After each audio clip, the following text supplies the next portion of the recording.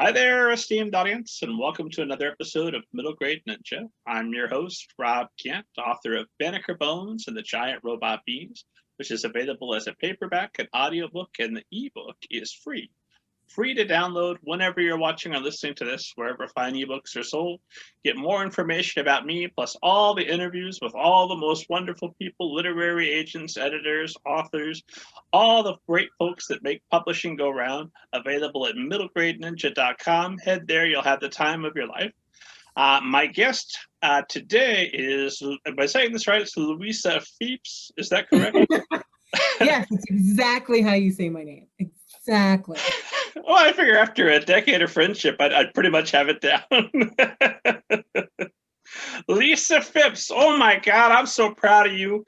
A decade we've been critique partners and working hard, and here we are, the week of your debut launch novel, Starfish, which will be available Tuesday for folks listening to this pre-Tuesday. For the rest of you in the future, hi, I'm so glad you found us. The book's probably available now. Go get Starfish by Lisa Fipps. So Lisa, I will pretend that I don't know things about you. I'll just let you introduce yourself. I don't do other people's bios, and I don't talk about other people's books because I want to keep friends in this industry. So if you would give the esteemed audience kind of an overview of your background, and we'll go from there. Oh gosh, let's see, where will I start? No. But I just have to say that when you say my name, it sounds like you're trying to do this fake German accent really badly. What? What? Was ist das? But anyway, my name is Lisa Fipps. Like he said, always spelled with an F and not a PH. You will never find me if you Google me the other way. You will find other people who are probably far more interesting, but you won't find me. And I was born and raised in Kokomo, Indiana, which is about 45 minutes north of Indianapolis, which you've probably heard about. And I went to Ball State University and go Cards, and got a degree in journalism. And I was a journalist for way too long. I was a writer, editor, managing editor. And then I transitioned into marketing, and now I'm the director of marketing for a public library in Indiana. And along the way, I have always wanted to write children's books. And so I did. I wrote Starfish. It's my first novel. It's a middle grade novel in free verse. And it comes out March 9th, like you said, or if we're in the future, which is kind of really funky to think about, but it's already out. So, gosh, I'm not boring. It's a post-apocalyptic wasteland, and the only things that have survived are cockroaches, this podcast, and copies of Starfish. So the poor esteemed audience who's living a miserable life is in luck, because when they find this podcast plus Starfish, my God, the apocalypse won't seem so bad anymore. Yeah, it's like winning the lottery. So lots to unpack. What's your first memory of wanting to be an author? Oy vey. I tell people that when I was little, I was always reading, and I always had a book and paper and pen or pencil until I was allowed to have pens. You know how it is when you're little, they don't trust you with a pen. And they trusted me. I'm sorry they didn't trust you. Okay, so we've discovered something about Lisa. She's not allowed to have sharp objects. But anyway, so but I was always sitting underneath the Rose of Sharon tree in my backyard, which I say it was a tree, although it's technically a bush because it was so big. It was just huge. And I would sit there and I would read and I would write and I would draw. And then when they cut it down, only because for a stupid reason, they cut it down. I went searching for another little sanctuary, and my neighbor had this tree grove, and there was this little spot near the base of a couple of the trees where it kind of, and I had bug problems or something, but it allowed me enough room I could squeeze in there and then sit down and have it as my little fortress. but I've always read, always written, and always drawn. So I can't remember a time where I wasn't wanting to write or wasn't writing. Did you ever see yourself doing illustrations for one of your books? Actually, yes. That was sort of my plan, was to be an author and illustrator. Back when I was in school, and we've talked about this, I'm a young child. And we've known each other for 10 years, and we met when we were 12. And so I'm young. And but when I was little, they didn't have a lot of like advanced placement classes. They did what they called stretch classes. And they put me in art stretch because they were either, well, she's either going to be in art stretch or music stretch or something with English and grammar and writing stretch. So they kind of fought over me a little bit. They weren't sure which word to put me because I had, that's my wheelhouse, those two things, writing, and then music was big too. But they didn't have a lot of kids who were great at art. So they're like, we really want to pump up our art program. So they put me in there. And then I took private art lessons for years. And so I thought I would be like an artist who also writes, And so then in high school, I had this art teacher that I did not like. And so I dropped out of art, and I was just going to take some blow off class just to tick her off, quite frankly. And my friend I was a sophomore in high school and she was a senior, and she said, take creative writing because, it's a blow off class and all the seniors are taking it. You'll be the only sophomore. That'd be really cool, right? Because sophomores being around a senior is cool. And so I did. And as soon as I sat down, someone else came in, and it was this guy from the basketball team, the star of the basketball team, whom I had a huge crush on. And he sits down like right catty corner in front of me. And I look over at my friend, and she starts grinning because she knew he was going to be in the class, and she knew that I liked him. And, she was just, it was like this thing. So anyway, the first thing we did was write a poem. And because the goal of the teacher was to get us published, she entered our poems into a poetry contest at Indiana University, Kokomo. And mine won something, I don't know. And so then as a class, we read the 5 top poems, and the teacher was like, don't evaluate Lisa's because, you've all read each other's poems already. Well, of course they hadn't read each other's poems because they're seniors and it's a blow-off class and they're not going to do their homework, right? But they had no idea this was my poem. So when we circle up, right, they all had chosen my poem as their favorite. And I hadn't, obviously, because actually I really like this other one. And so got around to him, and the teacher was getting frustrated. He was like the next to last person. She's like, people, I said, don't pick Lisa's because we've already read it. And they're like, oh yeah, well, we didn't read it. And, but he looked at me, and I mean, he really looked at me, like he saw me for the first time. And I'd been in like Avatar, I see you, that kind of thing.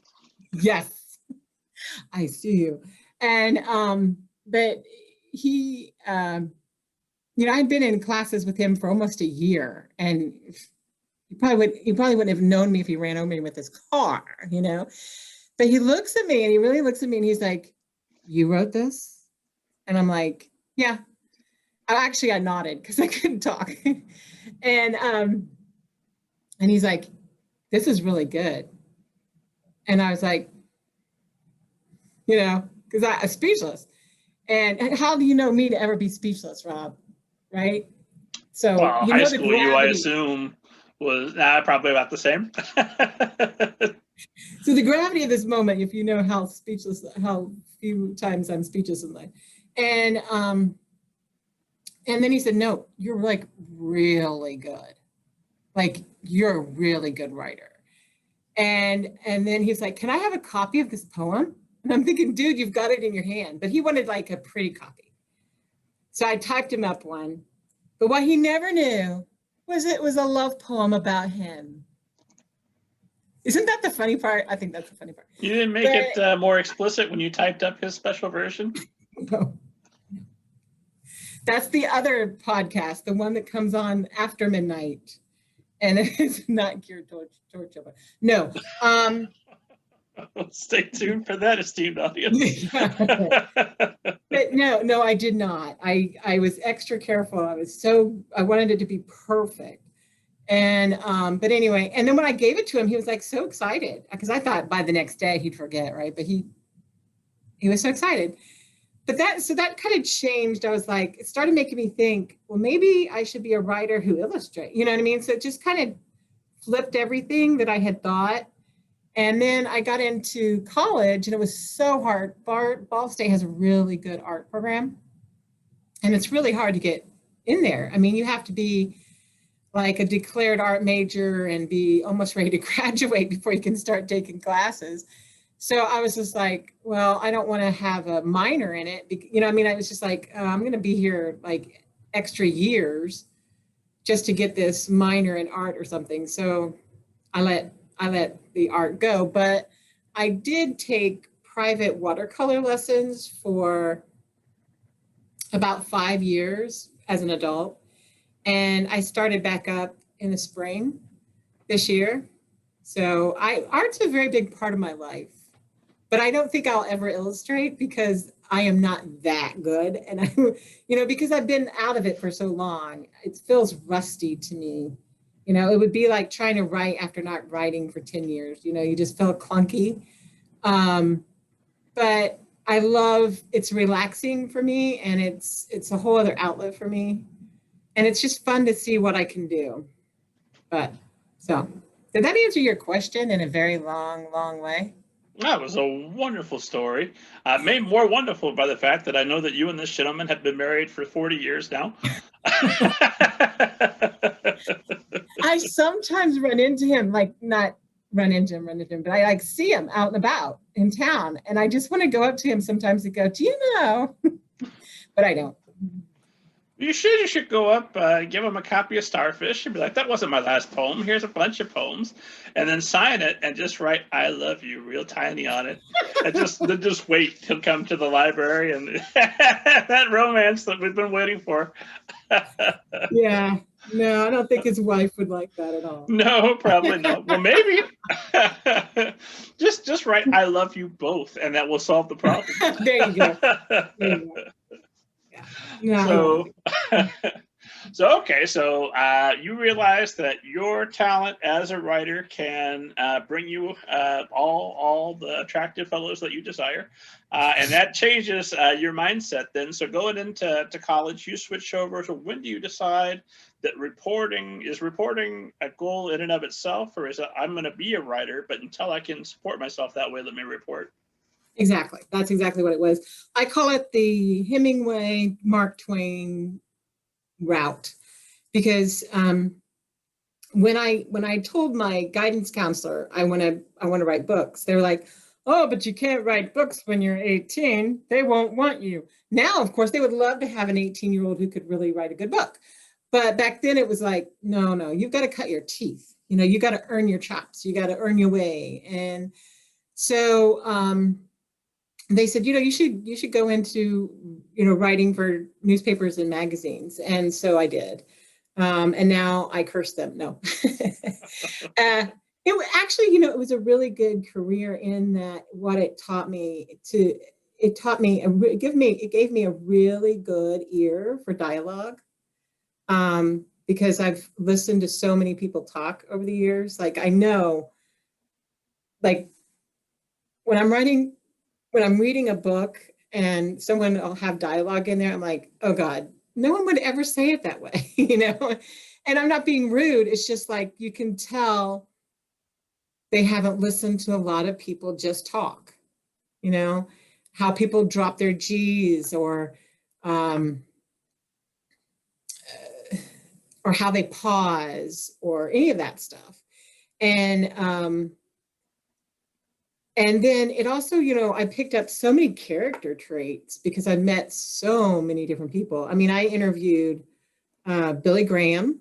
I interviewed an astronaut. I interviewed, I don't know how many lawyers. I interviewed people who had trained llamas to square dance. Go on. I'm in, I'm intrigued. Where Right? are these square dancing llamas, and why would someone devote their time to this? Square dancing llamas, kid you not. It was funny because it was one of the stories that kind of went viral. Like David Letterman wanted them, and Jay Leno, and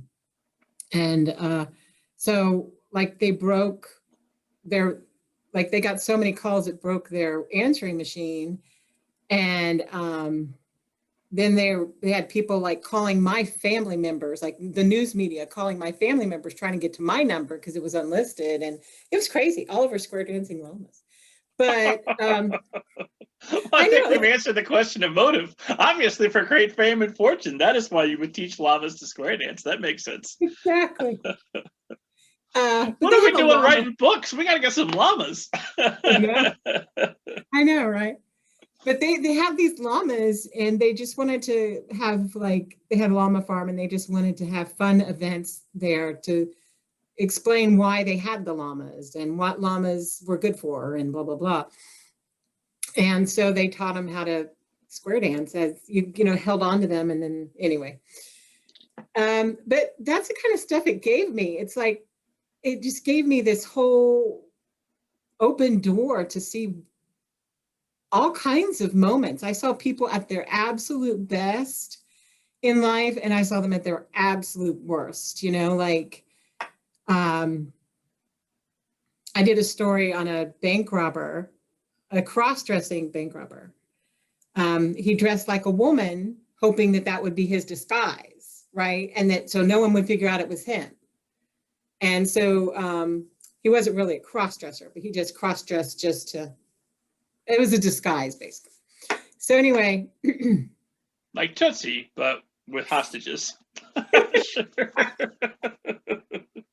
Exactly. Thank you for interpreting me. And that's but, what I'm here. Always there for you, Lisa. Don't even worry about it. You speak, Lisa. But you know, he sent me a letter after they caught him, and he sent me a letter from jail, basically saying that he had hid the money before they found him, and he had. They knew that, and that if I would, you know, visit him in jail. And I'm not going to go any further. Your imaginations just take off from there. But if I visited him, sit at one of those like phone booths and hello, how are you? It's a middle grade podcast, folks. What are you doing there? Where are we at? But no, I mean, you know, what I was trying to say is I've just seen the worst in people. Yeah. I mean, that guy wrote me a letter and basically was saying if I become his girlfriend, that once he got out of jail, we'd take off together. And I mean, you know what I mean? So it's like all these weird things in all my years that I have like to draw ideas from and character traits from and plots from and all of that, you know, that it gave me. So it's a gift in disguise because, you know, like I said, I've seen the best in people and the worst in people and everything in between. But it was good. And plus it just taught me to write cold. You know, I can sit down at a computer and just write. And a lot of people get nervous at a blank screen. That doesn't bother me. And so it had a lot of traits that it was really good now as an author to have had that training. Gotcha. Mm-hmm. Now all I can think is that guy might have been your one true Hannibal, or your Clarice. Spoilers at the end of Hannibal, the book, not the watered down movie. The book, they find true love. It's so wonderful. Oh. I've just divided the audience. Half the Thomas Harris fans are furious. No, we hated that ending. But for the record, I liked it. Anyway, so that teaches you to sit down and write cold. And you're a reporter for how long before you start thinking that it's time to make that transition to marketing? Well, the problem was I wanted to make the transition long before I could make the transition because the economy hit like, snags. And so it was, harder to make that transition when I made it. So I worked 6 part-time jobs for 3 years to make that transition happen. Wow. Um, 6 so concurrently? Really, yes. Yes. So it wasn't a fun 3 years, but it allowed me to get where I wanted to be. And I'm that type of person. I'm going to do that. If it takes 6 part-time jobs for 3 years to get where I'm going to go and where I want to go, okay, if that's what it takes, I'll do it. And so I transitioned out of it. But I had been a journalist for 19 years. And then when you get to marketing, I'm assuming, I mean, you're working 3 jobs, you're doing some marketing. It's not just straight to the library. When do you decide that a library, that's like marketing with books involved, is the most brilliant day job you could possibly have as an author, right? Oh, it is. It is. And that's why I did that, because they had a part-time opening. And I was like, okay, it's a part-time opening. They have no real plan to make it a full-time job. But maybe if I do what I know I could do there, they'll see that it really should be a full-time job. And so that's when I quit journalism and started at the library, and then did 5 full-time freelance like jobs. And then they got a new director. The director retired, and the new director was like, oh yeah, you definitely need to be full-time. We've got a ton of stuff to get done. We've got grants to write. We've got this. And I'm like, thank you. I've been saying that. But I guess the other administration just didn't see the benefit of marketing libraries. They thought, well, people will come. I'm like, because I mean, now libraries have to compete with Amazon. They have to compete with Google. They have to compete with people just being able to get anything on the internet, their TV, their phone. And, you have to really get out there and sell yourself and get your messages out there, because people have no idea all that libraries offer anymore. They just keep thinking libraries are like a warehouse for books, and it's so not. And so there's so much it's always a matter of, okay, which priority do I have right now? Which priorities I have on my plate?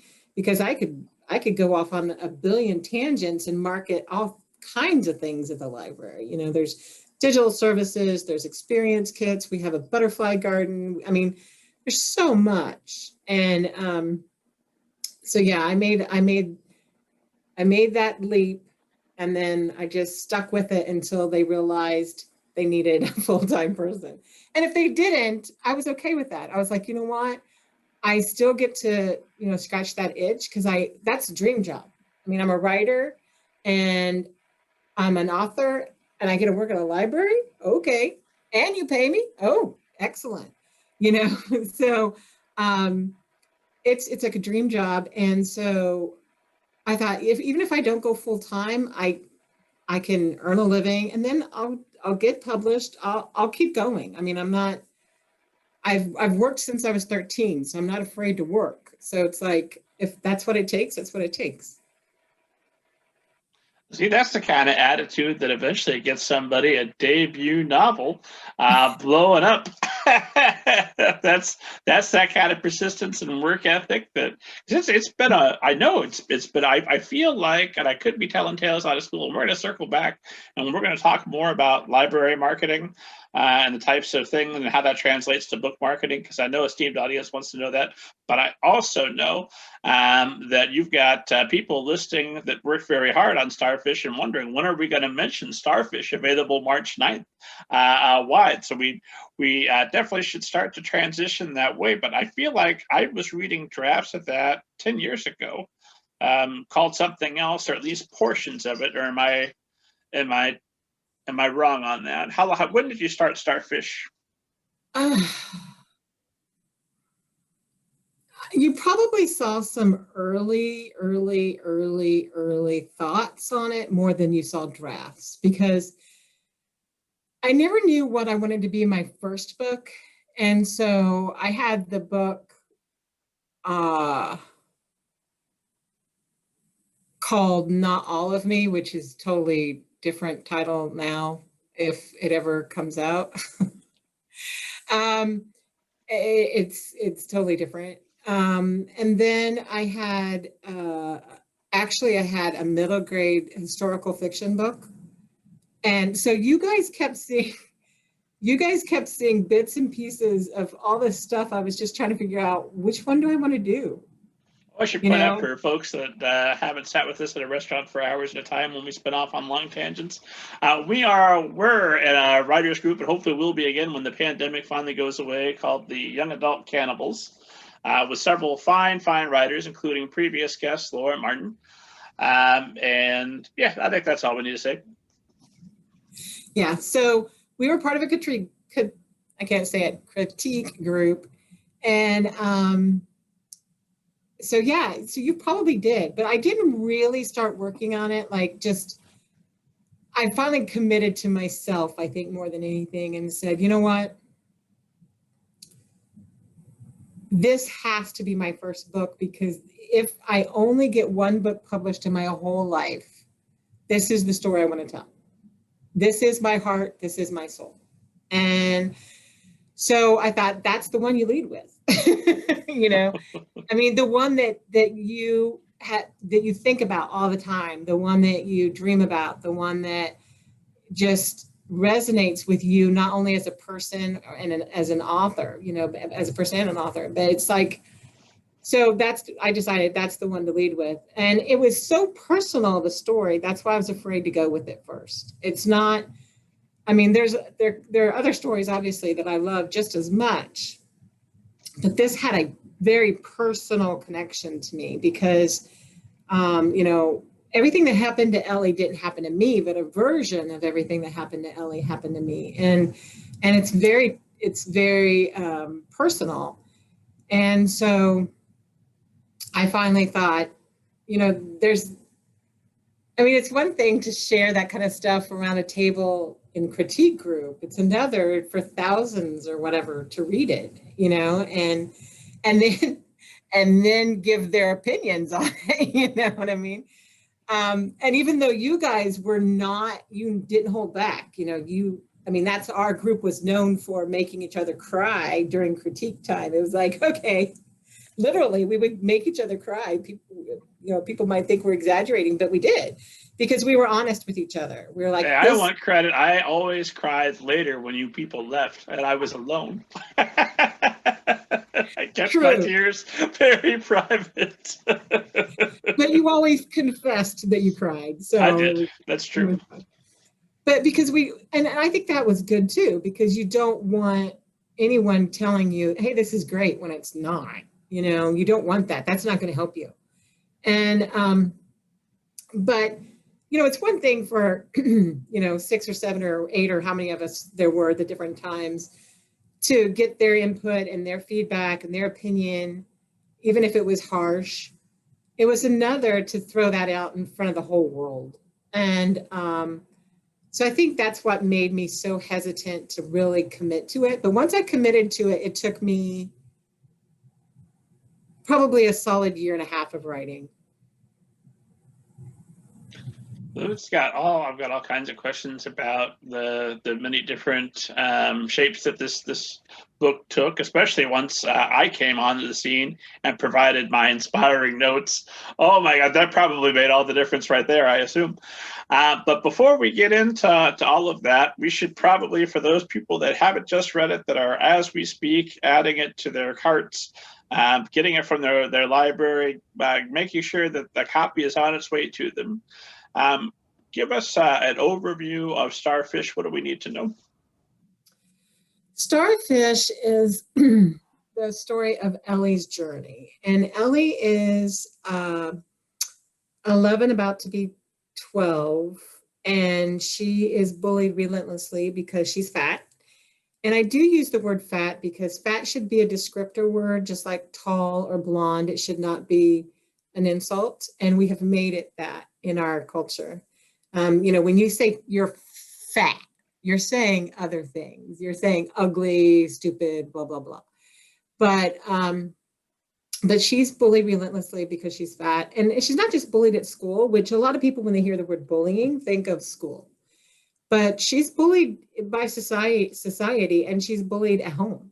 And, there are certain places you expect to be safe in the world, or you at least hope to be safe in the world, and that is especially home. And when home isn't a safe place, it's a totally different dynamic for a child. And it's not that it wasn't physically safe for her, it wasn't an emotionally safe place for her. And so anyway, in this journey, she goes from being bullied relentlessly to starting to realize that maybe there's something wrong with the people who are so cruel instead of something being wrong with her. And then she advances to realizing that she has the right to take up her place and space in the world and to be heard and to be seen. And that's what starfishing is. It's all about stretching out and being who you are, and being happy to be who you are, and being happy with who you are. And if you do some Google searches, you'll find that there are very few middle grade books on fat positivity. They're very, very hard to find. Most of the fat positivity books you're going to find are YA. And so the kids are experiencing this when they're in, elementary, junior high. That is when the majority of the bullying is really bad. And I think everybody can attest that junior high, if we could just skip over junior high, we'd all be better off psychologically. Junior high is a horrible time in your life. I don't know if anybody feels like they fit in junior high, but I myself was extremely attractive and beloved by all 3 years of junior high. It was incredible.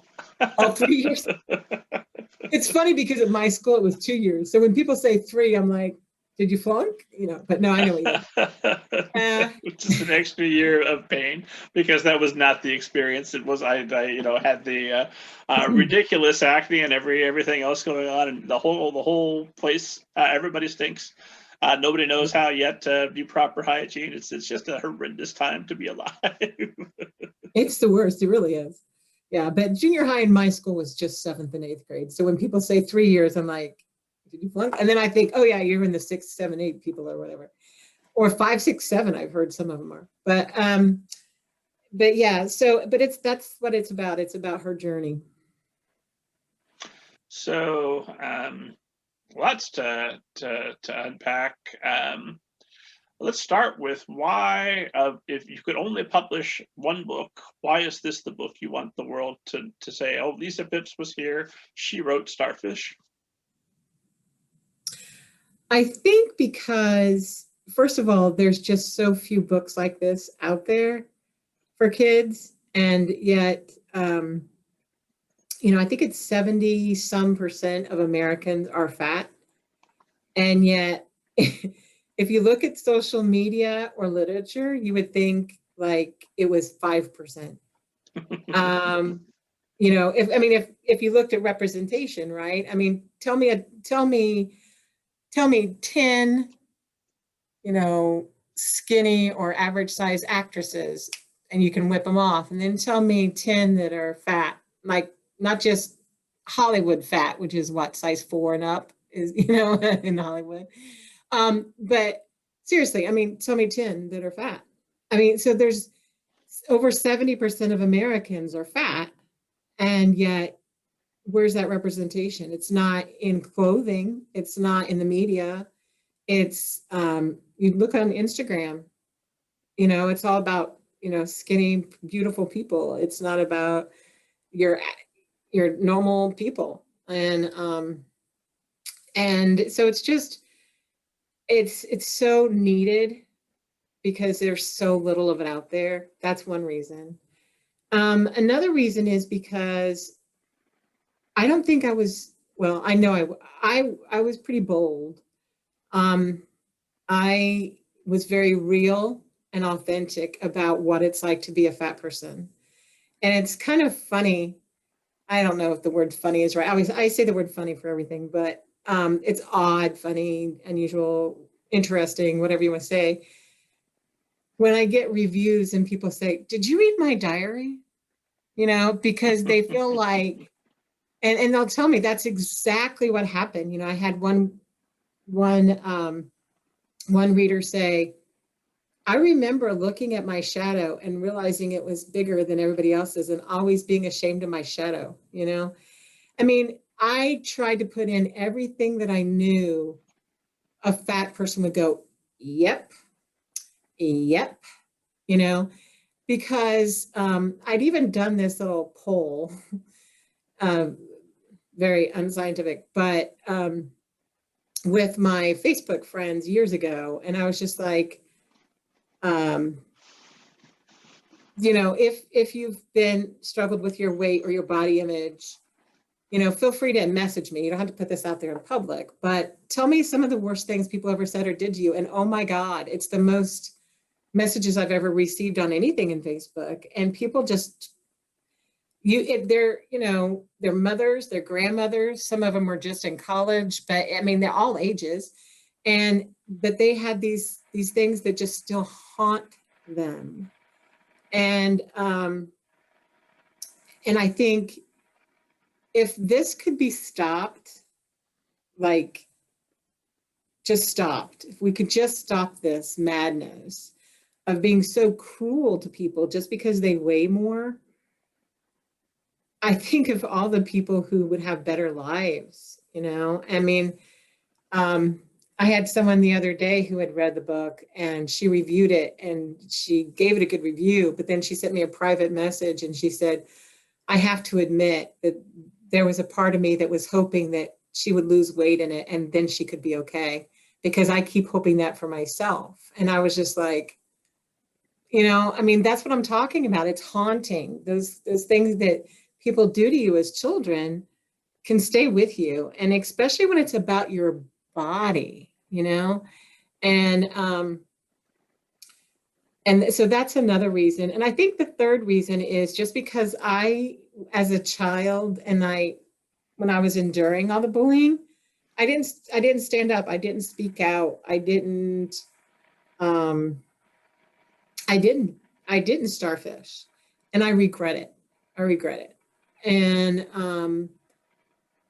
I didn't for other reasons, which I'm not going to go into on this podcast. But I thought, if this is the thing you get a do-over, like in Groundhog Day, if you get a do-over day, I want to go back and I want to do that over and I want to starfish. And maybe I could have, changed a lot of people around me as well as myself. And so for all those reasons and some more is why this book means so much to me, because it's one thing to tell a story that's completely fiction, and it's another thing to tell a story that's fiction based on a lot of what's happened to you. It's much more personal, and therefore I think it just means something different. So is it to be Alligator People and Robot Bees next book, or you think you're going to stay with the personal? Actually, for upcoming books, I'm working on a few, and so just check my social media for any announcements about what I'm doing next. But there will always be a part of me in every book. I think that's true of all writers if they really admit it. I don't know. I think it was, it was an author that I did a panel with recently who said, you always think, oh, this is completely fiction. And you start writing and then you go, oh, I'm tapping into this that happened. Oh, I'm tapping into this that happened to me. Oh, I'm tapping into this. because writers, to get that emotional truth in writing, because even if it's fiction, you have to have an emotional truth. To get an emotional truth in writing, you normally have had to experience that, you know? And I know, like, our good friend Shannon Alexander and her books were based on the loss of her friend who died of cancer. So, she had that emotional well to be able to write this fictional story. I mean, what happened in her two books were not what happened in real life with her friend who died, but it was still a cancer story, and it was still a story of loss and how you go on after loss. And I think that's what writers do, don't we? Don't we we have this well and we dip out of it all the time. Yeah, I think so. I make the glib joke about alligator people and giant robot bees, but there are chapters in both of those books I could not read out loud to a group of students, or I would cry all over myself. But my heart's in there. I understand.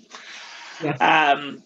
But let me ask, because I'd read that you, and I've heard you talk about this, that you want to give, for one, who's the ideal reader for this story, but you want to give the courage and tools that you hope to impart to them to confront bullies. So what tools do you hope to impart, and what difference do you think it would have made for you if you could go back, quantum leap back into an earlier version of yourself and Starfish?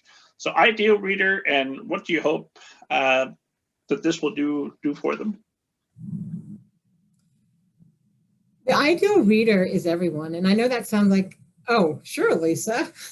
But really, and the reason I say that, it's for children for sure. It's written for middle graders. But, kids who are older, who have younger siblings who are fat, this is a great book for them to totally understand what's going on with their brother or sister or whatever. And then I definitely want parents reading it, because one of the things in the book is all the missteps that Ellie's mom makes in trying to deal with, fix her. And parents who have fat children, especially if the parents aren't fat themselves, they don't, I don't believe they truly intend to hurt their children, but they unknowingly do. And almost every comment that I've gotten in private from people who've read Starfish are about what their parents have said to them. And it's almost like 95%. And parents make a lot of missteps when it comes to dealing with fat children. And so definitely parents.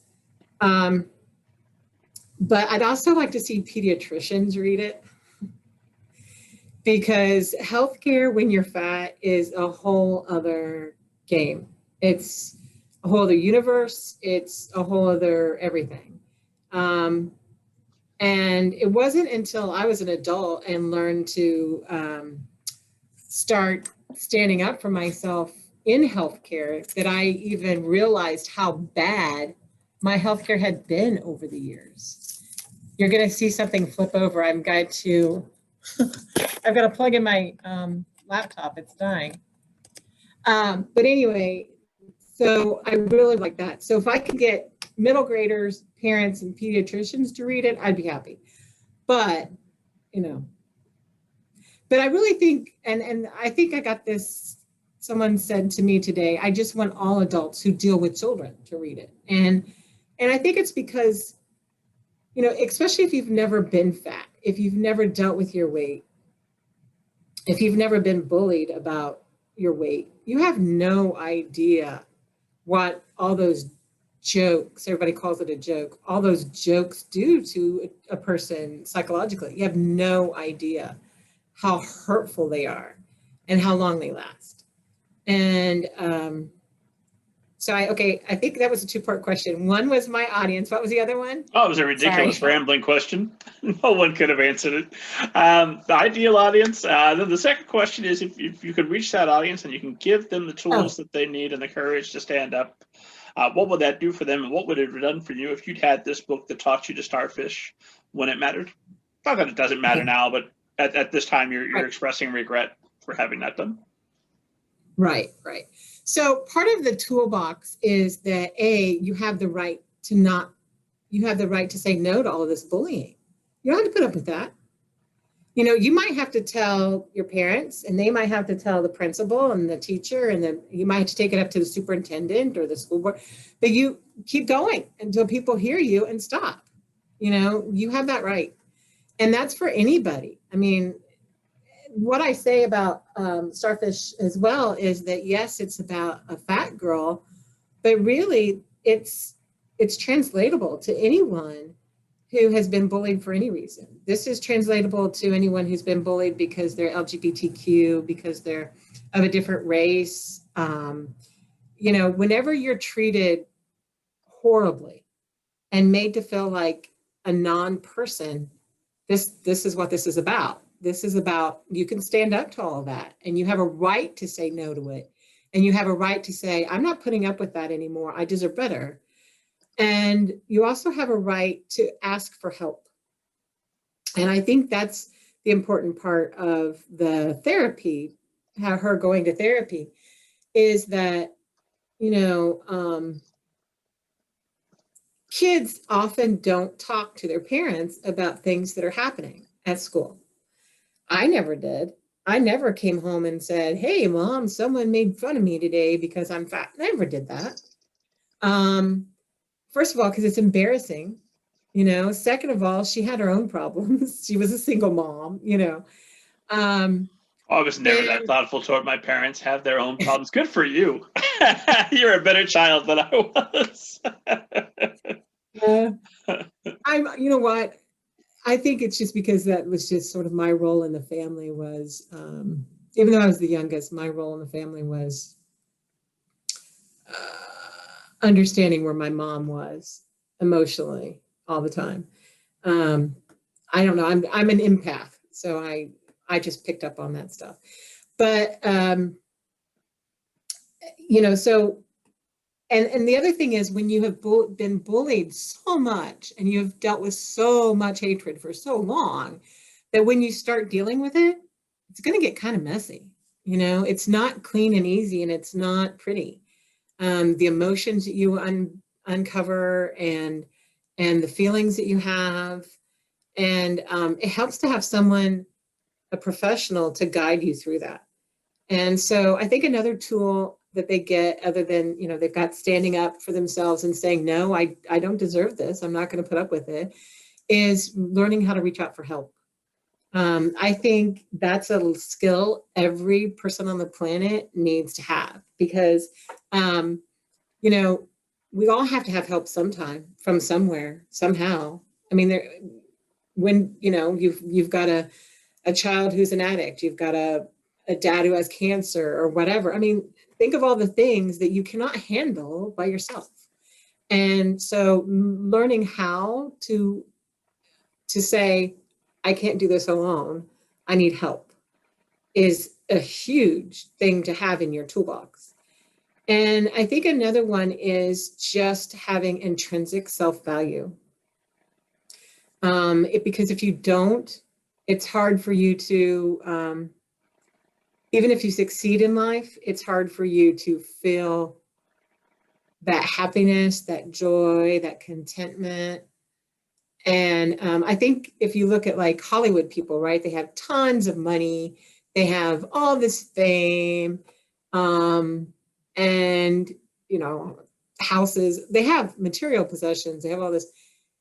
And so many of them, you can tell, struggle with intrinsic self-value and self-worth, or they wouldn't be doing the things that they do that make the news, right? They wouldn't be, I wasn't even going to name them all because I'm not trying to shame anybody. I'm just saying you see it. Just because you're successful doesn't mean you have self-value or self-worth. It just, and so I think knowing your self-value and self-worth is a huge tool to have in your toolbox. So those are the three ones that I think would probably be my top for wanting them to have. And I think if I could have those tools, and if I could go back, I could do the Michael J. Fox go back in time thing or whatever. I think I would have, the tool that I think would have helped me the most would have just been talking about it. I never talked about it. I never talked about anything that happened to me. And I had a pretty traumatic childhood, lots of different child traumas, and I never talked about any of it.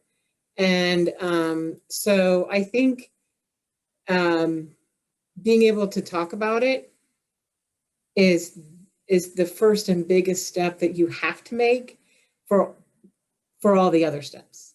You know, you have to start talking about it to be able to stop it. You have to start talking about it to reach out to get help. You know, so I think being able to talk about it is also a big deal.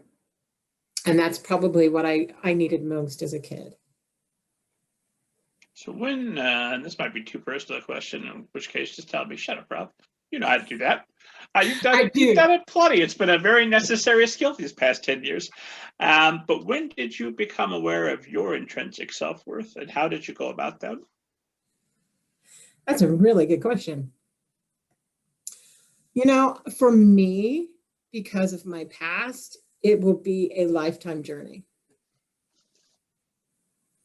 And I'm trying not to get too deep or too personal, because I don't want us to get off track of Starfish and the available March 9th. Yes. I love that. That's so funny. But you know, like I referenced a few minutes ago, I had a very traumatic childhood. So a lot of bad things to deal with, very like onion layery stuff. You know, it wasn't just one thing, it was this, and it was this, and it was this, and it was this. And so for me, I mean, I compared to where I was even 3 years ago, yeah, I have intrinsic value because I'm seeking it. You know, I'm seeking the full enchilada, right? The whole enchilada. But I think until I die, I'll probably be working on all those things that happened when I was a little, because there were so many things, and you know, unpacking them all takes so much time and so much energy. And not that I'm not doing that, but is this making any sense at all? It does. I was hoping you had a take two of these and call me in the morning type answer, but it sounds like it's a lot of deep personal work that's ongoing. Yeah, yeah. What are the easy answers, Lisa? I don't like work. You know you're talking to the girl who, when the microwave has 10 seconds left, goes, it's close enough, and stops it, because I have no patience. None. I have coined the phrase, and I want to get rich on it someday, is patience is a virtue, impatience is a gift, and I'm gifted. That's my phrase. And but you know, like Ellie, though, you know, she had such a great support system with her dad. And other than her weight, you know, she had it a lot easier than little Lisa did, you know? So I think that's why, you know, it's not an easy journey for me. I wish it was like flip of a switch. That would be awesome. That would be awesome. Without spoiling, and I'm all aware that not only can I spoil the current version of the book, but also previous versions. I've got all kinds of spoilers, so I got to be careful when I talk about the plot. But early on, early enough that I feel the spoiled. Then I want to talk about writing poetry. But as far as just the plot goes, early on, we see her, part of her support system being stripped away. Her friend is moving. So that's a big event. Why is that the place to start this book? That was intentional, believe it or not. Oh, I believe it. I remember when it wasn't. It's intentional because studies show that fat people have fewer friends. And that is because studies show I mean, I don't make this up. That's why I keep saying studies show. Studies show that children, even in preschool, get the message that it's not cool to hang around fat people and fat people are bad, that they're lazy and they're dumb and ugly. So fat people don't normally have a huge support system of friendship, you know? And so she has one really good friend, and if that friend moves away, whoa, you know, that's like taking the rug out from underneath her. And so that's why I wanted to start with that. I wanted to torture my character that way. As we writers say, we torture our characters. But basically it's just being real. You know, if you have very few friends and or just one really good friend, and they move away, then where are you? You know? So. I had one really good friend in middle school who moved away. It's a hard moment. It is. Fortunately, he moved back, and I made some other friends. But that is a lonely day. The day that your one good friend, when you're going through something as traumatic as adolescence, moves away. Yep, exactly. When you lose what you think is a friend, or you lose a friend, it's devastating, especially to children. It's hard enough to lose a friend when you're an adult. You know, if they pass away, they move away, whatever. But when you're a child, that's your world, right? As you disconnect from your parent and you connect with friends, if friends move away, you know, it changes who you are. It changes your identity. It changes your support system. It changes everything. I want to talk about the pros, about some of the techniques on display that people can enjoy in Starfish.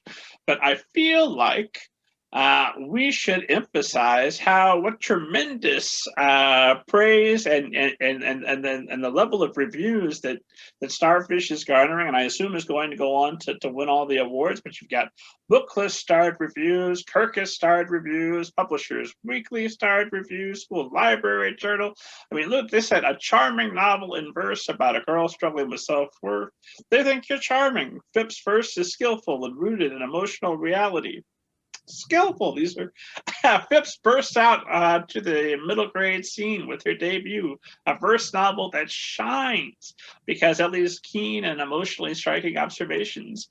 It just goes on like that. People across the world spreading their arms like a starfish to embrace Starfish. And after so many years working toward this moment, this debut novel, my friend, if you don't have the intrinsic self-worth after reading some of those reviews, it's not going to happen. And I know you've got a jar there behind you that I'm hoping you'll tell the esteemed audience a little bit about. That is, the jar back there is something actually I did as a journalist, because journalists are typically not liked. It's a very tough profession. Well, now you told us about a prisoner who seemed to like you very much. I know that. Yeah, in a whole new way. Oh my God, yeah. But you know, you normally get these calls like, you know, I'm going to kill you. I'm going to sue you. You know, so I remember, you know, when you get that first call that said, I really like that article. You did a great job. You told the story exactly right. Or, you know, another time, like, you've done a good story if you've done a bad story on someone and they're still okay with it because you were fair. You know what I mean? And so, so when I would get little cards or emails or phone calls or whatever, I would just keep track of them. I would put them in a folder and put them in my filing cabinet. And that way, on the days that I got the horrible phone calls that, you know, said horrible things to me, I mean, you know, things that I wouldn't say out loud on your podcast, No, after we'll stick around and you tell them all. Yeah. That sounds like good character stuff. You should have a whole Save other for a book. segment. After hours. After hours. Rob after hours. But I just learned to do that. And it was just a way of, you know what, you have a bad day, you go through that file and you go, okay, you know what? It balances it out. And so when I started this, I thought, you know, I'm going to have people who don't like this book. Obviously, there's going to be people who don't like the book. Not every, when does any book get 100%? Everybody in the whole world loves it, you know. That's just why it's so shocking that yours is. Only just liked by illiterate people. And as soon as they learn how to read, they'll like it too. Yeah.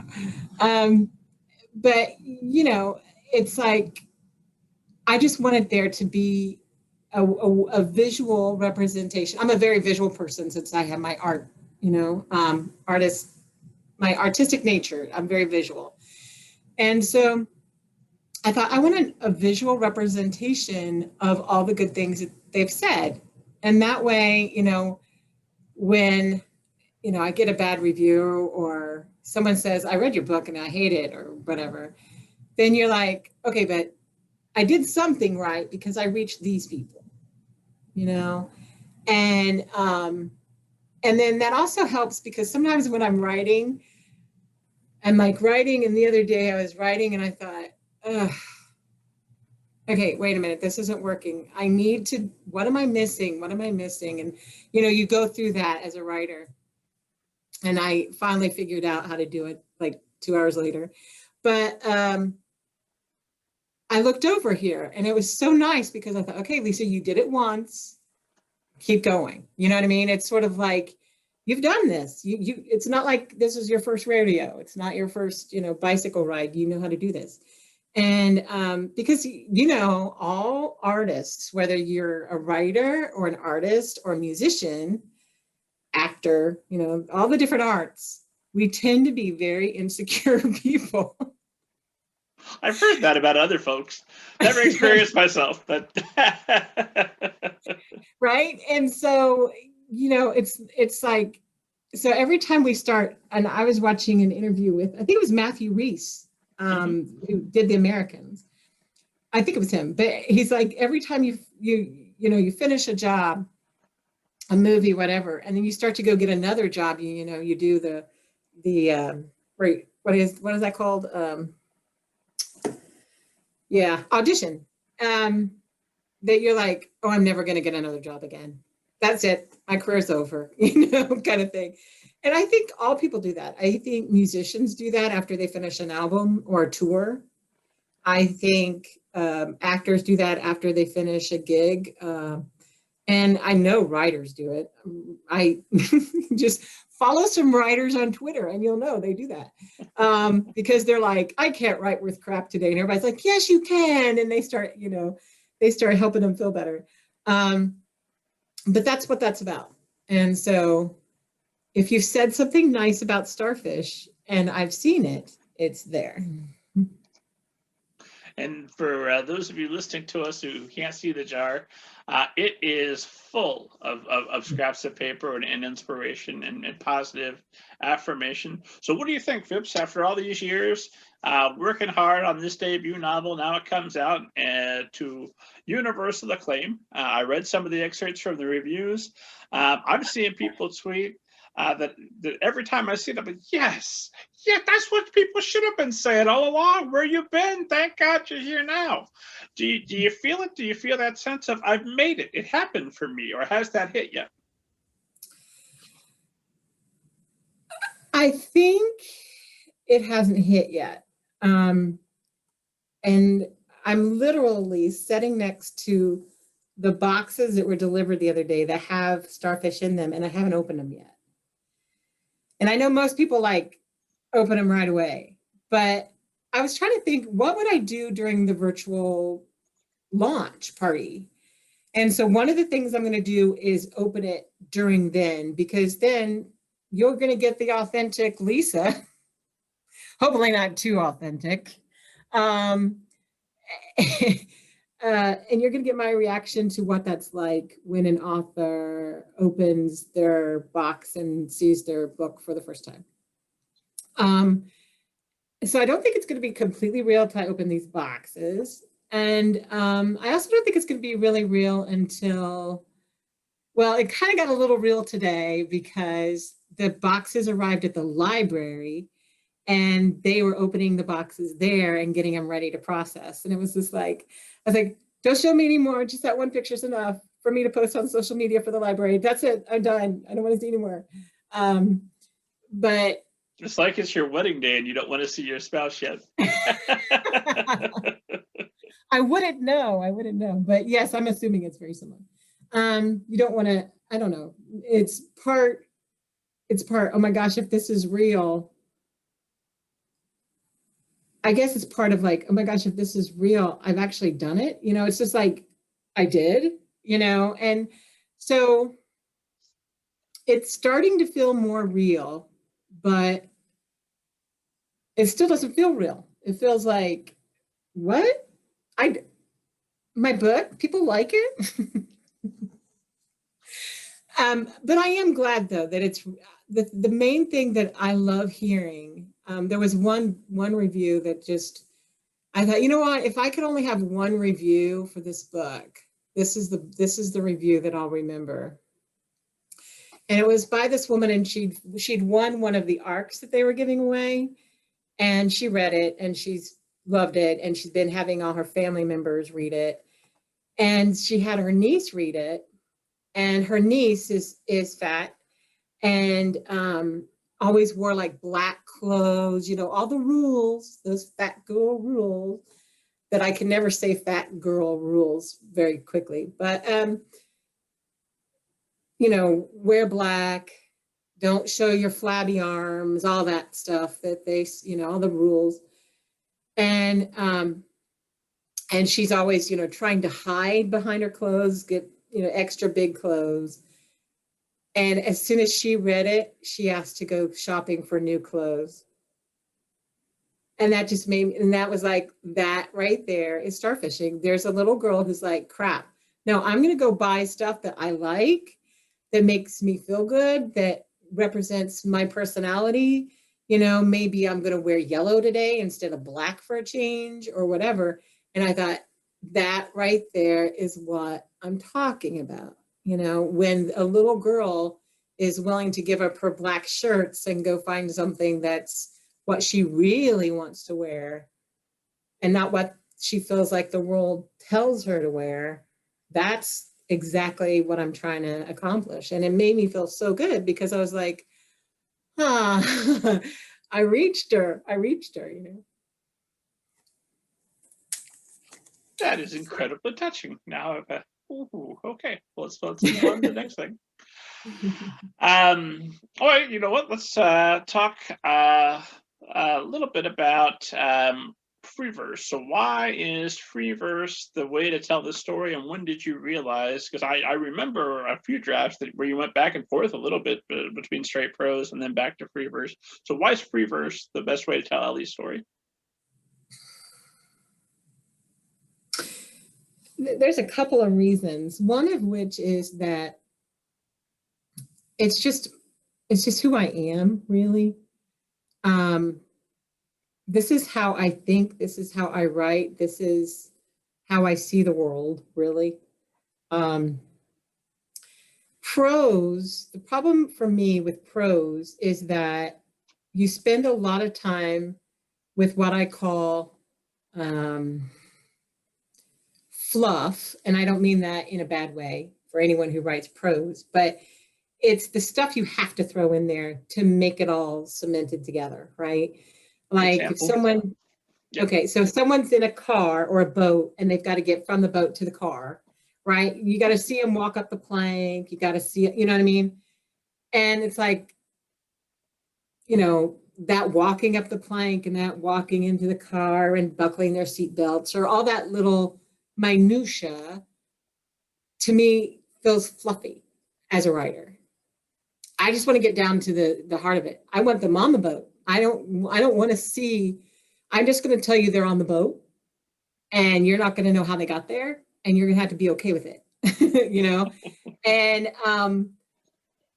because, you know, your mind will fill in the rest anyway, right? And so, Teleportation, obviously. right. Exactly. Thank you. I'll put that in all my books. But I just want to get to the heart of the story and get to the meat and the bones. And poetry allows me to do that. Free verse allows me to do that.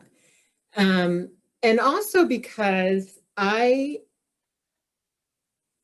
always been a big fan of poetry. And it's funny because, you know, when I review my life, my mom, I had a bunch of her stuff, and she's in a nursing home now. And so I keep going through all these different papers and stuff that she had, and she kept everything I've ever written in my whole life.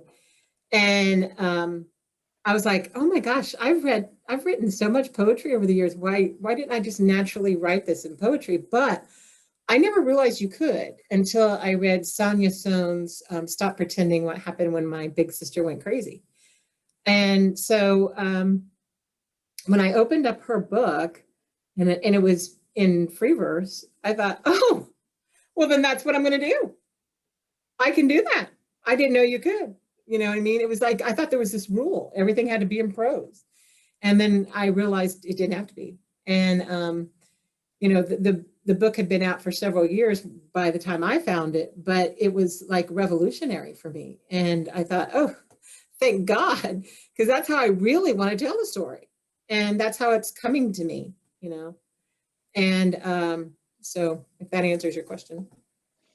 It does. And there you are able to convey a lot of information very fast. It made me feel very much like an overwriter, because I am, appropriately so. But I mean, you'll put an excerpt from the radio, and oh, we're in a car. That makes sense. And we don't need to know what kind of car. We just need to know that's not what the point of this individual poem is. And then Sonia Soames, I know that she's got a lovely blurb along with previous guests, Padma Venkataraman. But Sonia Soames has got a blurb on there. I know you reached out, you got in touch with her, because she's thanked pretty profusely in the acknowledgments. Yeah. What's the Sonia Soames story? Okay, so I read her book, and I don't know if you've ever read Stop Pretending, but it's like, I don't know how many times I've read that book. I love that book. And so I love that book. And then I'm a big fan of Highlights Foundation, which offers workshops for writers.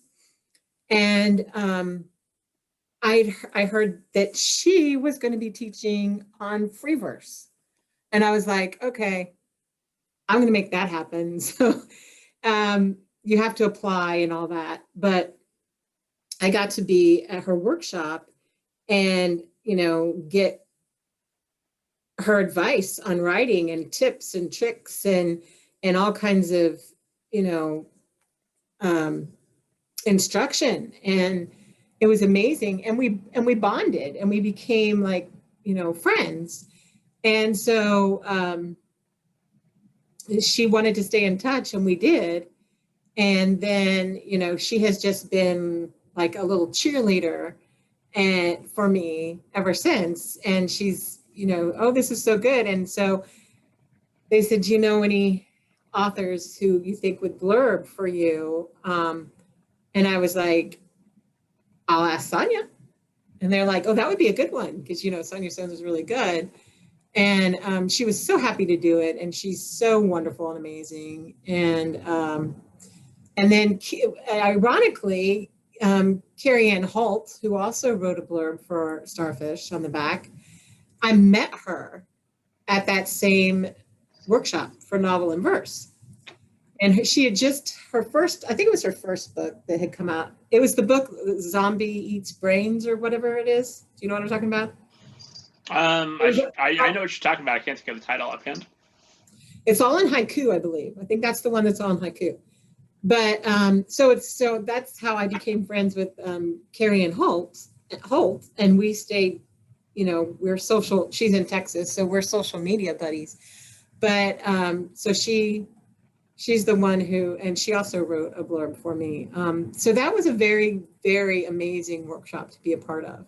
It was Linda Oatman High as well, and Virginia You're a Wolf, who wrote Free Verse, Make Lemonade series. So it was an amazing workshop to be a part of. So that's the Sonia connection. You toss that out there like that just happens, but I know it doesn't, because you, in the before times, pre-COVID, you were out there at workshops and foundations conferences and writing retreats on a regular basis. How often before this madness started were you putting yourself out there and getting to know so many different authors and editors and publishing professionals? When I moved to Texas, I thought, I need more. I need more than my job. I need to start thinking about this book. You know, I've had all these books in my head for a long time, and I thought, how do I even do this? How do I get an agent? How do I get published? How do I do this? And so I joined SCBWI. And I was a member of the North Central Northeast Texas chapter.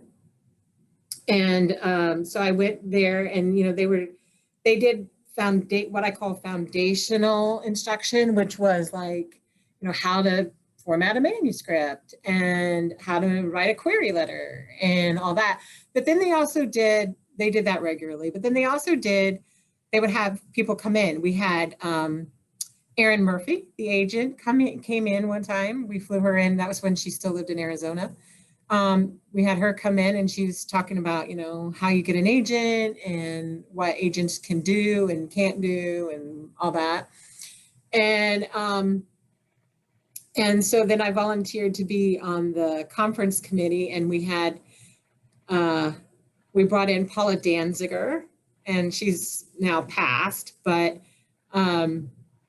and so I got to meet some of these amazing legends, you know, in the publishing industry through SCBWI. And each time I learned something else. It was just like, even just little tricks, you know, and I thought, I loved being a part of it. It was like a family, you know, and I think, you know, a good critique group feels the same way. It feels like your own little family. And so I really enjoyed that. I don't have a lot of close family because of the way my family treated me. So it was like, oh, and these people speak my language, and they have the same passion that I do, you know, and writers are always really good about sharing what they know. And so you could ask anybody and they would tell you the answer. Whereas in journalism, it was always like, go find it yourself, you know? And so it was this whole other world, and I loved it. And so every time I felt like I needed something else, I would find a workshop or a conference to go to.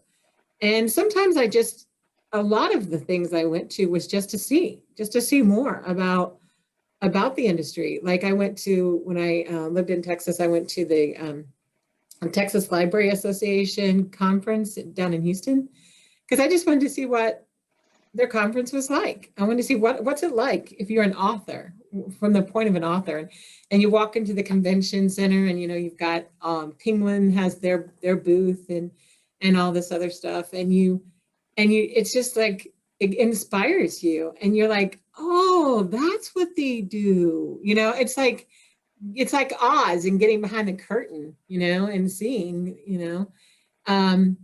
And so, yeah, I did that for years. And so I think some of the ones that were the most transformative for me were I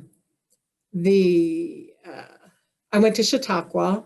Highlights used to do a conference at Chautauqua, New York.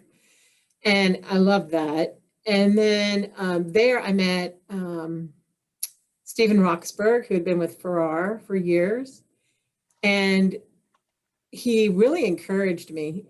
It was kind of funny because I don't know if you've ever met him, but he's pretty blunt, and which I prefer. I really do. I prefer people to be blunt rather than, cryptic. And he said, this is really good, but he made the other people in front of me cry. So I was afraid. I was scared to death that, like, oh my God, he's going to hate, because I'd seen their work and I thought it was good. And and he made them cry. And he would have fit in really well in the Cannibals, let's just say. But then he liked my work, and I was like, okay. So if you made her cry and you like my work, you're not just humoring me. You know what I mean? And then that made me feel like, okay, if this guy thinks it, maybe I have it. Maybe I have it in me. That it's not just a dream of mine. There's potential there. And so then he offered a whole novel workshop that I went to at Highlights. And then I did the novel in free verse, which was the next one. And then I did one with Patty Gausch. And it was a master in voice workshop. And she's an amazing teacher. She really has a way of teaching. And so those 4 things, I think, were the most crucial for my career and my future. Up until this moment of being on the Middle Grade Ninja podcast, of course. Of course. This is next level. Welcome to the top of the mountain, Lisa. But you went out there and you put yourself out there over and over again. You went to where the writers were. Mm-hmm. And that helped you make the connections that not only helped you craft a masterful novel, but I know in one instance got you to the point where you were connected to your literary agent. I don't know how much of these tales we want to tell outside of school. Oh, well, I can tell this one, I think. But just to step back 2 seconds is that you want to enjoy the view from the top of the mountain? That makes sense. Yes, let's do that. But you said something, and I think there are a lot of writers who try to do this all on their own. They try to read a book. They try to Google information. They try to read that annual book, The Writer's Market, and they think they know what to do. And I'm not saying that all of that doesn't have some really good information in it, because it does. But what I'm saying is, if you're not connecting to other writers, I don't think you're going to make it in this world, the writing world, because you're going to need them for all kinds of things. You're going to need them for critique.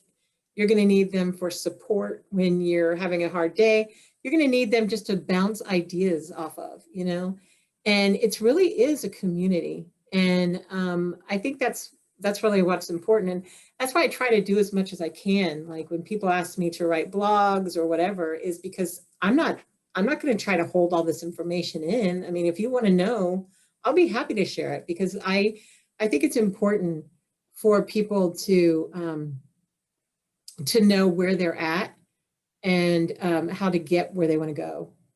But now I'll go back to the real question. So was there one I've forgotten? I remembered this time, so we're even. Okay. Not that I'm keeping score, but so I had done Pit Mad on Twitter, and Sarah Schmidt, who writes YA, author of It's a Wonderful Death, available everywhere now. Exactly. Hi, Sarah. She was.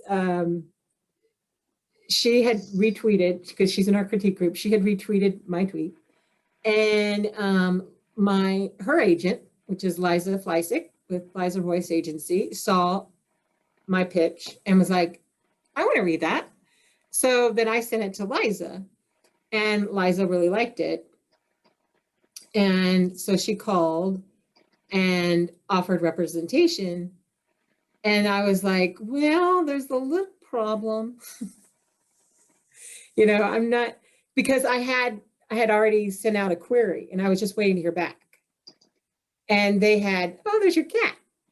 Makes an appearance every episode. And then I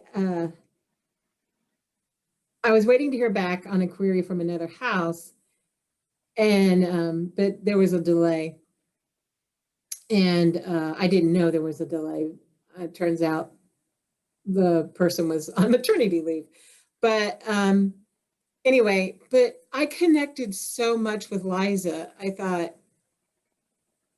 no one else can be my agent, you know, because she got me as a person, she got me as a writer, she totally got where I wanted to go with my career, and she totally loved and supported Starfish.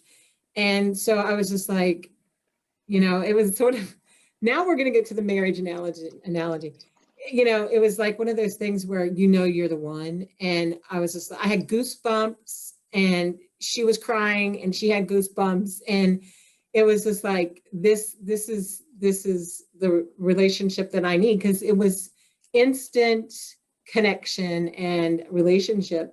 This is over tweets or over a phone call? How does this relationship get established? Okay. Phone call. One phone call, multiple phone calls? I think two, because we had, you know, the initial and then a follow-up. But she's just amazing. She's amazing. And I'm not saying there aren't other good agents out there, but the thing I am saying is you have to find the agent that's right for you. And she is perfect for me. She's perfect for me. So that's how that happened. Well, there you go. You went out, you made fantastic writer friends. Now you're on the most amazing podcast ever, and your other writer friend was able to help boost you a little bit and put you in touch with the agent. Mm-hmm. So I feel like the star with the rainbow should go above us now. The more you know. That's That's what I mean, though, about people who try to go it on their own. They're making a big misstep there. Lisa Fipps, have you ever seen a flying saucer and or a ghost? I'm sorry. Never seen a flying saucer. I do think ghosts exist. I'm not sure what they are. You know what I mean? I don't know if they're actual people who haven't found their way to wherever they're going. I don't know if they're demonic spirits. I don't know what they are. But I've had some really weird experiences in life that make me go, oh, something's out there. I don't know what it is. Anything we can elaborate on, or better kept for our book later on? Esteemed audience loves a good ghost story and or demonic entity, whatever you got. The reason I say that is because when I was a little girl, I woke up one night and it was like I felt a presence staring at me. And when I woke up, I looked into the hallway and there was this man standing there. And he put his, finger to his mouth like shush, and don't say anything. And I wasn't scared. I was in elementary school and I wasn't scared. I knew he wasn't there to hurt me. And he smiled at me. And then he just kind of disappeared as he walked away down the hallway. And then I just went back to sleep. But it was so vivid. This is decades later. I remember it. And okay, so here's the spooky part. My dad died when I was 13 months old. And the only memory I have of him is seeing him in the casket, which is really weird. Excuse me for scratching my nose. I've got allergies, so my nose gets itching. It was the cat through the Zoom, I think. The cat through the Zoom. But anyway, it was probably a few months later, my mom was going through photographs. And I was like, well, who's this guy? And because it was the guy from the hallway. And she goes, that's your dad. So because I didn't know what he looked like. But I was like, that's that that's the guy I saw in the hallway. And she's, what are you talking about? And then I told her, and she's like, that must have just been a dream. I'm like, how could I dream about someone I'd never seen before? You know? So that's the kind of stuff that makes me go, what's out there? So probably not a demonic entity in that instance. I'm gonna hope no. That would have been. I think when you're around evil. I think I literally have interviewed people who I thought this is what evil is, and yeah, it wasn't an evil whatever it was. When we do the Middle Grade Ninja After Dark show with Robert Kent instead of Rob Kent, come back and we're going to get into that story. But for tonight, because I know that if left unchecked, you and I will sit in an outback for 4 or 5 hours at a time and have ourselves a good visit. But watching the show here, and I know that it's time to think about looking toward wrapping things up. Before we go, I wanted to talk more about marketing, your experience marketing for the library, and what is that bringing to you and preparing you now to market your debut novel? What's most effective for you for marketing during these crazy quarantine times? I think there are a few things, one of which is I know the importance of social media and responding to people on social media. A lot of people don't respond. You need engagement. It's not just about throwing your message out there. You need engagement. And I think a lot of writers miss that. I think a lot of people too, they try to be too, they try to like have this image of who they should be or what they should be like. And I think that comes across as phony. You need to be who you are, and if you're silly, be silly. If you're really straight-laced, be straight-laced. It's okay whoever you are, it doesn't matter, but don't try to be someone you're not, because it really comes through that you're being not real, right? So like, for example, with the oh great, tell us which authors have the worst social media presence. I'm ready. I am not the one to judge. Seriously, I mean, but like the library, for example, is when I monitor all of the library social media, and I'm always responding, good or bad. I'm responding. You say something negative, I'm okay with that because I at least get to hear what you're thinking and maybe ways we can improve, or maybe you said something I didn't even realize was happening, or that how it came across to the public, whatever. So I always listen to what people say in their responses to my social media because, I really want to know what they're thinking. And so that's one. And then another is being authentic. Like, for example, we're a library and we have like this standard voice that we try to portray, this persona we try to portray in all of our, marketing materials and promotional materials, our social media, and we stay true to it. And you need to do that, like I said, as an author as well. Just figure out who you are and be that person. It also helps that I know a lot of how, like, promotional materials, like I have behind me that mini pop-up banner. It's a tabletop pop-up banner, and you can buy those for less than $100, and they're helpful like during a Zoom to promote your book.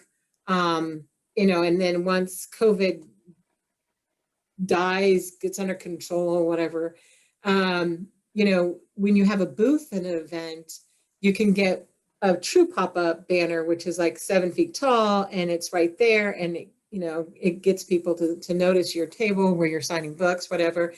So all of those kinds of things, and where to buy them and how to design them, and whether you need a CMYK or an RGB, things like that are the technical end that I have learned between the journalism and the marketing careers that I've had. And then also just technology. I'm pretty technologically savvy. I'm not saying there aren't some glitches sometimes. Like, for example, whenever I try to send an attachment of a photo on my phone, it just pastes it in the email. And I'm like, so when I'm on the fly trying to send something and it does that, I'm like, I really do know how to send an attachment, but my phone is not letting me, you know. But I mean, other than those kind of technological weird things that happen, I mean, I do know, you know, technology, and that helps.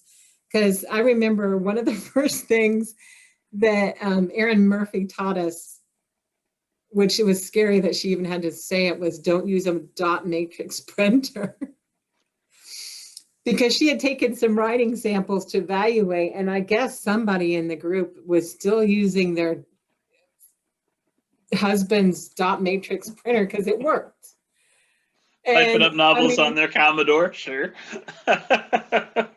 I mean, you know, and I was embarrassed that our group even had that problem, but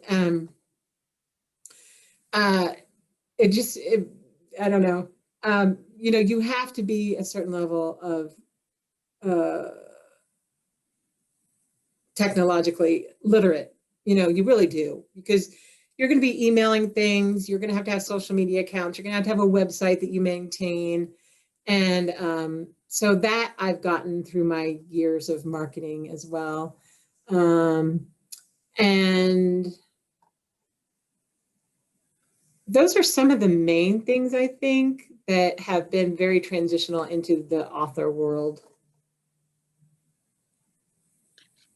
Lisa, I'm so proud of you. This is just tremendous. Look at you with your debut novel. There's my buddy from way back when, and she's a big deal. She's starfishing out for the whole world to see. And I wish you nothing but all of the success with this book. And when the next book comes out, come back. We'll do 3 hours, and we'll do the after dark portion of the podcast, all the stuff that we censored this time around. My last question is always some variation. If you could go back toward the start of your career, toward the start of when you were writing, maybe back when you were a reporter, whenever you choose, whenever it would be most convenient to go back and give yourself some advice specifically about writing that would have made a difference, would have made your path to this point easier, and might make easier the path for someone who's listening or watching, what would you go back and tell yourself?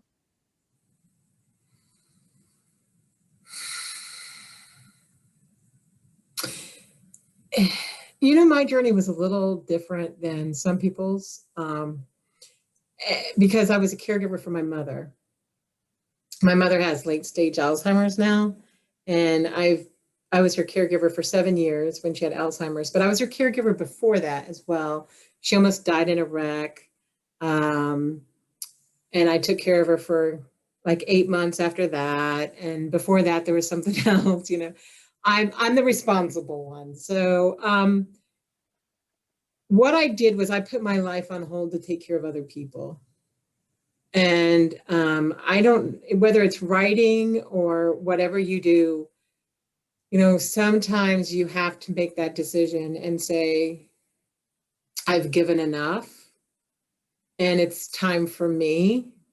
And I'm a caregiver by nature. It's not just because of duty. It's just who I am, probably because I'm an empath. But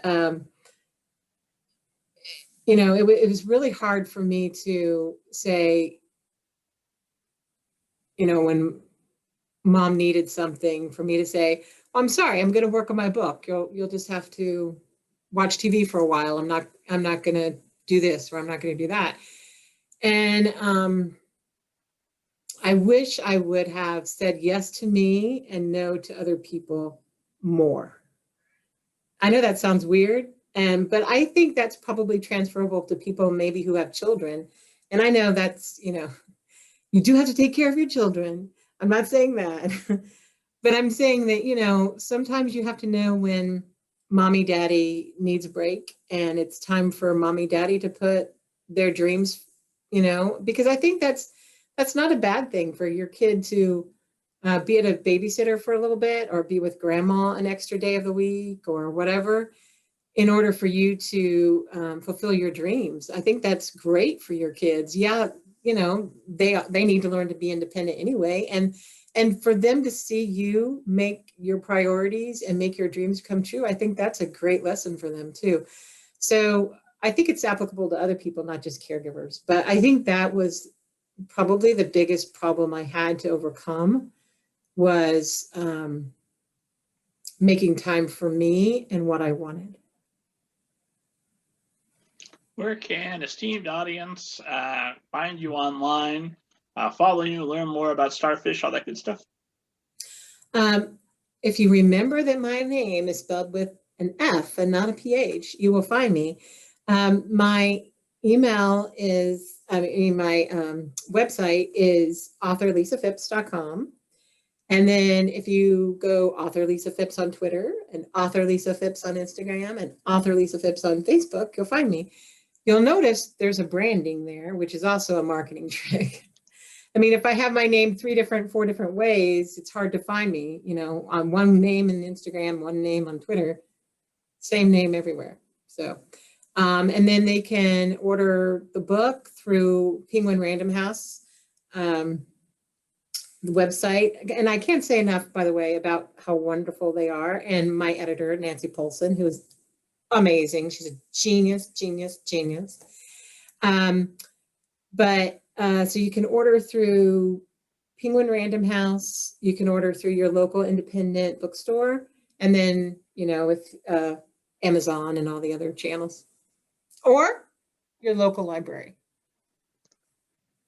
As always, esteemed audience, for more information about me and more importantly, interviews with hundreds, thousands of authors, literary agents, editors, folks I know you're going to find interesting, head to middlegradeninja.com.